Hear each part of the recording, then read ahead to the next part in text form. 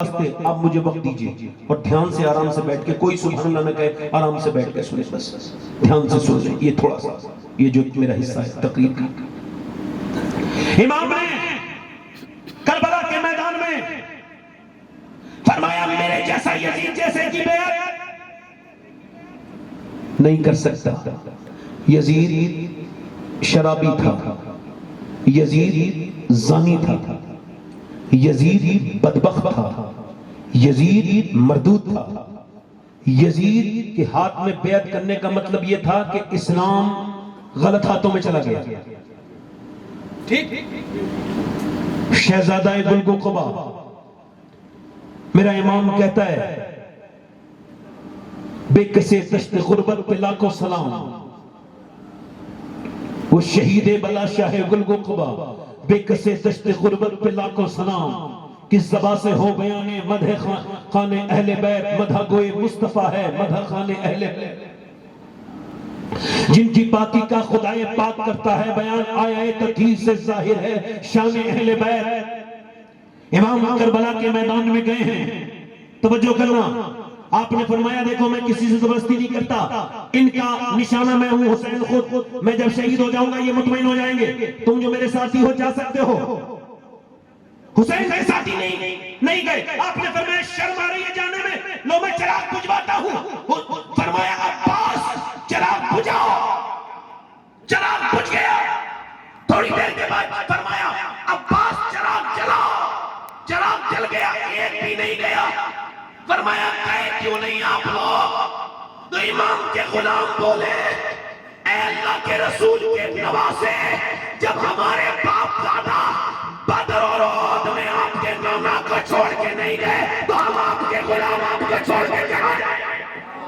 वाह वाह वाह वाह वाह, बहुत अच्छा। मगर हुसैन ने यहाँ पे एक नुक्ता लिखा है, अल्लामा नेभानी ने, वो कहते हैं नुक्ता ये है कि हुसैन ने किससे कहा चिराग बुझाओ? किससे कहा बोलो? किससे कहा? और फिर बाद में किससे कहा चिराग जलाओ? अब्बास से कहा चिराग जलाओ और अब्बास से कहा चिराग बुझाओ। हुसैन जानते थे कि मेरा अब्बास वो है, कोई और तो जा भी सकता है, मेरा अब्बास नहीं। मेरा अब्बास नहीं जाएगा। उसके बाद आपने फरमाया, उसके बाद सुबह को जंग शुरू हुई है। जंग जब शुरू हुई है, इधर से तलवारें उधर के तलवारों की आवाज आ रही थी। एक औरत अपने बच्चे को लेकर के जा रही थी और उसकी बच्चे की शादी होने वाली थी। औरत ने अपने बेटे से कहा, ये कैसी आवाजें आ रही है, देख के तो आ। बेटा आया, आके बोला, अम्मा मैंने इतना खूबसूरत इंसान कभी नहीं देखा, ऐसा मैंने देखा है। एक शख्स वो मैदान में खड़ा हुआ है, उसका चेहरा इतना हसीन है, उसके चेहरे की तरह मैंने चेहरा नहीं देखा। मैंने पूछा कौन है, तो किसी ने कहा ये सैयदा फातिमा के बेटे हैं, नबी के नवासे हैं। हुसैन पर इम्तिहान का वक्त है, उधर जंग हो रही है। मां ने अपने बेटे से कहा, मैंने आज तक तुझसे अपने दूध का कर्ज तो नहीं मांगा? कहा नहीं। कहा बेटे, मैं तेरी शादी कैसे रचाऊं जब फातिमा के बच्चों को शहीद किया जा रहा है? मेरे बेटे चल शहीद हो जा। आज ये जवानों की जवानी मोबाइलों की नजर हो गई, फेसबुक की नजर हो गई, इंस्टाग्राम की नजर हो गई। तुम्हारी जवानियां इस्लाम की अमानतें थी, मगर तुमने अपनी जवानियां गंदी कर ली। तुम इंस्टाग्राम पे गंदी तस्वीरें देख देख के तुम्हारी नीयतें बेकार हो गई। तुमने 5-5 घंटे इंस्टाग्राम तो देख लिया, मगर अपने रब का कुरान तुमने एक महीना खोल के नहीं देखा। क्या तकरीरें करवाओगे? क्या तकरीरें करूं बताओ? क्या मैं गलत बोल रहा हूं? जिन आंखों से तुमने गंदी तस्वीर देखी है, गंदी फोटो देखे, अगर मर जाओ कब्र में जाओ, उन्हीं आंखों से हुजूर को देख पाओगे। यहाँ के जब नौजवानों तुम्हारे खिलाफ बोलेंगी, जवान जिसकी शादी की तैयारी हो रही थी, अपनी माँ से बोला, मेरी माँ चल, मैं तैयार हूँ हुसैन के नाम पे जान देने। मां ले गई, हुसैन से कहा कबूल। इमाम ने फरमाया, नहीं तेरा बेटा शादी कर जा। फरमाया, हुसैन आपकी माँ फातिमा की कनीज़ क्या मुंह दिखाऊंगी क़यामत के दिन। कबूल करें मेरे बेटे को। इमाम ने कबूल कर लिया। माँ ने अपनी चादर फैलाई। ऐसी थी माएँ, ऐसी आजकल के जमाने की माएँ सुने, ऐसे करके हाथ उठा के कहती थी, ऐ अल्लाह मेरे बच्चे की शहादत कबूल कर। इत्तेफाक ये हुआ कि गर्दन कट के उसके लड़के की उसकी झोली में गिरी। उसने अपने बच्चे के बाल पकड़े और यजीदियों की तरफ उठा के सर फेंक दिया और कहा, जो चीज हम अल्लाह की राह में दे देते हैं वो वापस नहीं लेते। अल्लाह अल्लाह। नारे तकबीर, नारे रिसालत, शोहदाए करबला, जश्न शहीद आजम। जो चीज हम अल्लाह की राह में दे देते हैं फिर उसके बाद एक एक करके शहीद होते रहे। एक अल्लाह अकबर। एक जब मैदान में एक नौजवान शहजादा जब गया है तो यजीदी बयान करते हैं, ऐसा लगा कि बादलों में से चांद निकल आया है। नौजवान इमाम कासिम हजरत इमाम हसन के बेटे, एक कुर्ता पड़ा हुआ है, 16-17 साल की उम्र है। अली का पोता चला है मैदान में। समझ आया कि नहीं? कौन चला है बोलो? यजीद ने 22,000 फौजी भेजे थे। कितने? तो किसी ने कहा यजीद अरे ऐसी 1,000 फौजी दे दे, 70-72 लोग हैं, वो भी औरतें साथ में, अभी काम कहानी खत्म करके ले आएंगे। यजीद ने कहा ठीक ठाक दे रहा हूं, ले जाओ, और भी जरूरत पड़ सकती है। कहा क्यों? 72 के लिए 22,000 का तूने 72 देख लिए, उसमें अली के पोते कितने हैं ये नहीं गिना, अली के बेटे कितने हैं ये नहीं गिना। वाह वाह वाह। ये नहीं गिना। हजरत कासिम गए, इधर देखो, कासिम गए। शिमर ने कहा जा अरज़क पहलवान पर जा। उसने कहा ये इससे जवान से मैं लड़ूंगा, मेरी जुर्रत की और मेरी ताकत की तौहीन है, मैं अपने बेटे को भेजता हूँ। एक बेटा गया, उसने जाके तलवार चलाना चाहिए, अली के पोते ने मारी ना तलवार, 2 टुकड़े करके गिराया नीचे। दूसरा गया, 4 बेटे उसके पहलवान के आए, और आते पे तो वक्त लगती थी मगर मरते पे टाइम आते थे, मगर ऐसी तलवार मारते थे। आखिर में वो पहलवान खुद आ गया और आके बोला, अरे तूने मेरे बच्चों को शहीद मार दिया, तू क्या समझता है तू अब बच जाएगा? मुझसे नहीं बच सकता, मैं फला हूँ, 1,000 लोगों से लड़ता हूँ अकेला, मेरे नाम अरज़क है। आपने इमाम कासिम ने कहा तेरा दिमाग खराब हो गया, बच्चों की मौत से तू पगला गया, तेरी तो जीन तक खुली हुई है, देख तो नीचे। उसने जब नीचे को सर उठाया तो ऊपर नहीं उठने दिया, ऐसी तलवार चमक के मारी है मियां कि गर्दन नीचे गिर गई। मगर बुज़दिल फिर क्या करते, फिर तो हैबत बैठ गई, तीर मारे, इतने जख्म मारे कि इमाम जब आए ना लाश उठाने तो आपने और लोगों की लाशें उठाई थी गोद में। इमाम कासिम की लाश को आपने अपनी चादर बिछाई और फिर सर रखा, फिर हाथ रखे, फिर पांव रखे, फिर गठरी बनाई, फिर लेके गए। आखिर में शहीद हुए हजरत सैयदना अली अकबर, 18 साल का बेटा। जो जवां बेटे की मैयत पे न रोया वो हुसैन, खून से जिसने जमाने को धोया वो हुसैन। जब गए ना इमाम अपने बेटे की लाश उठाने तो अभी कुछ जान बाकी थी, आंखों में आंसू थे हजरत अली अकबर के, चेहरा हुजूर की तरह। किसकी तरह बोलो? किसकी तरह? चेहरा हुजूर की तरह। अच्छा देखो, अब्बास अलंबरदार का चेहरा अली की तरह। जब अब्बास चलते थे लोगों को लगता था अली चल रहे, चेहरा ऐसा, बेटे ना अली के, चेहरा वैसा, वो सब बोलो, चेहरा वैसा, मोहरा वैसा, तलवार का चलाने का अंदाज वही, मारने का अंदाज वही। और एक किरदार और है ज़ैनब, बोले तो फातिमा लगे, चले तो सैयदा लगे। वाह वाह। तीनों किरदार थे करबला में हुसैन।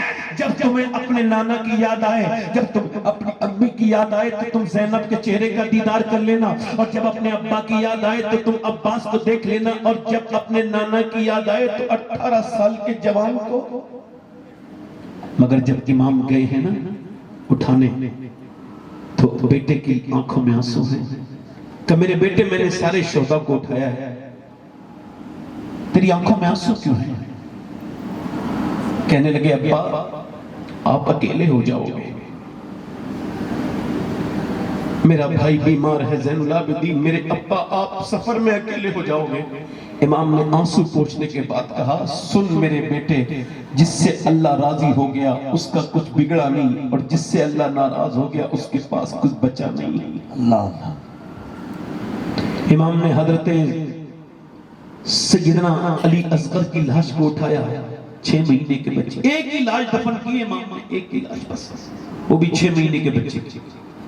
क्यों? उलमा ने लिखा इस वजह से दफन की कि बाद में जब लाशों पर घोड़े दौड़े तो अगर 6 महीने के फातिमा के पोते के जिस्म पे घोड़ा चल जाता ना तो अल्लाह उस कौम को उसी वक्त अजाब में मुब्तला कर देता।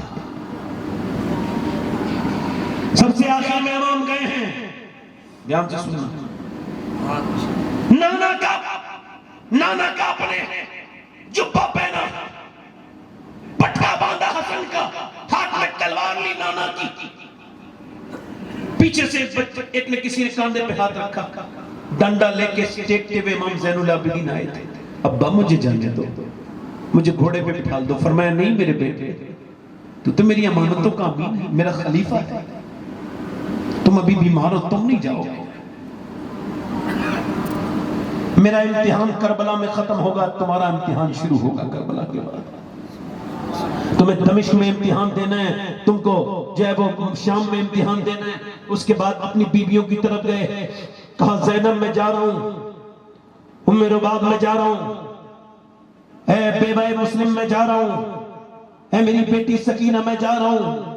सैयदा ज़ैनब ने कहा किसके सहारे छोड़ के? कहा जिसके सहारे इब्राहिम हाजरा को छोड़ के गए थे उसी इज़्ज़त के सहारे छोड़ के जा रहा हूं।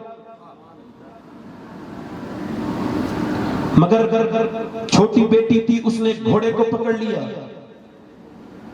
इमाम ने उसको प्यार किया, घोड़े से हटाया, चले करबला में।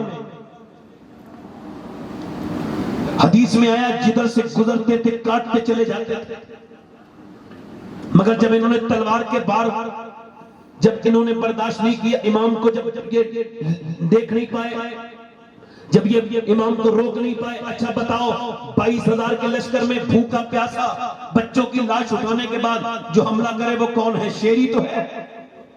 तो 22,000 में किसी की मां ने दूध नहीं पिलाया था, सामने आता, मगर फिर उसने क्या किया? तीर मारे। मेरा पहला तीर लगा, खेमे से आवाज आई, तवज्जो करना, पहला तीर लगा, खेमे से आवाज आई, हुसैन या हुसैन।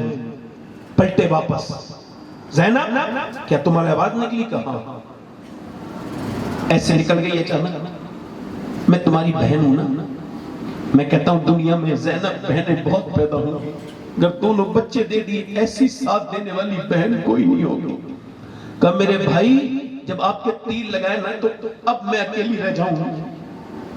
इमाम ने फरमाया नाना की हदीस है, औरत की आवाज भी औरत है, अभी तो सिर्फ तीर लगाए मेरी लाश पर घोड़े दौड़ेंगे, घोड़े। तुम्हें चीखना चिल्लाना नहीं है मेरी बहन। ये कह के इमाम गए, इतने तीर लगे मैं आपको बता नहीं सकता हूं कितने तीर लगे, कोई शुमार नहीं है। सीने का तीर निकाल रहे थे इमाम, तो तीर फिर माथे की हड्डी में आने लगा, उसको निकाला तो बर्छियां मारी, इमाम घोड़े से नीचे तशरीफ लाए, बेशुमार तीर उस पूरे जिस्म पर तीर तीर लगे हुए थे। लिखा है जब घोड़े से नीचे तशरीफ ला रहे थे तो मालूम क्या करे? अल्लाह मेरे नाना की गुनहगार उम्मत को बख्श दे, मेरा नाना जिसके लिए रोता रहा उस उम्मत को बख्श दे। इमाम जब जमीन पे तशरीफ लाए, नमाज पढ़ चुके थे मगर सजदा शुक्र के लिए सर झुका दिया। सर कहां झुकाया है? ऐसा सजदा कभी देखा नहीं गया। शमशीर बकफ कातिल हो खड़ा और कोई रहे सजदे में पड़ा। कहती है ज़मीने करबला इस शान का सजदा खेल नहीं, हो सके तो लाइए दोनों जहां मीज़ान में, मैंने एक सजदा ज़मीने करबला से ले लिया। ऊपर से काटने वाला गर्दन काट रहा है, नीचे से जबान चल रही है, अल्लाह हुसैन से राजी हो जा, हुसैन तुझसे राजी है। अल्लाह ने शोर मच गया फरिश्तों में, अल्लाह ने फरमाया देखा फरिश्तों तुम कहते थे कि सजदों के लिए हम काफी हैं, क्या ऐसा सजदा तुम्हें क्यों नसीब है? अरे फरिश्तों, तुम्हें क्या पता कि 18 साल के जवान को दफनाने के बाद सजदा करना कितना मुश्किल है। इमाम ने सजदा